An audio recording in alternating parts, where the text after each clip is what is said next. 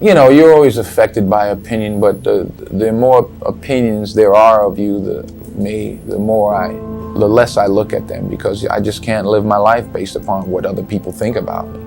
So I can't concern myself too much with what other people think. You know, it's just not healthy. I don't think I could continue to do what I do if I was constantly worrying about what somebody thought about it.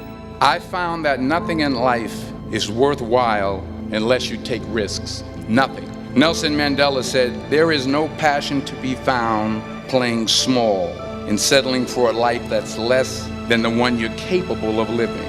Now, I'm sure in your experiences in school and applying to college and picking your major and deciding what you want to do with life, I'm sure people have told you to make sure you have something to fall back on. Make sure you got something to fall back on, honey. But I never understood that concept, having something to fall back on. If I'm going to fall, I don't want to fall back on anything except my faith. I want to fall forward. I figure at least this way I'll see what I'm going to hit. Fall forward. This is what I mean.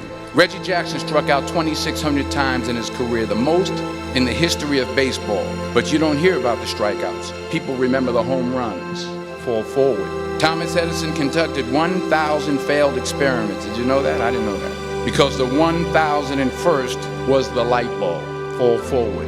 Every failed experiment is one step closer to success. You've got to take risks, and I'm sure you've probably heard that before, but I want to talk to you about why that's so important. I got 3 reasons, and you can pick up your iPhones. First, you will fail at some point in your life. Accept it. You will lose. You will embarrass yourself. You will suck at something. There's no doubt about it. And I know that's probably not a traditional message for a graduation ceremony, but hey, I'm telling you, embrace it, because it's inevitable, and I should know. In the acting business, you fail all the time. Early on in my career, I auditioned for a part in a Broadway musical. Perfect role for me, I thought, except for the fact that I can't sing. I didn't quit. I didn't fall back. I walked out of there to prepare for the next audition, and the next audition, and the next audition. I prayed, and I prayed, but I continued to fail, and fail, and fail. But it didn't matter, because you know what? There's an old saying, you hang around the barbershop long enough, sooner or later you're gonna get a haircut. So you will catch a break. Do you have the guts to fail? Here's my second point about failure.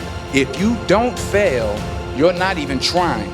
I'll say it again. If you don't fail, you're not even trying. My wife told me this great expression. To get something you never had, you have to do something you never did.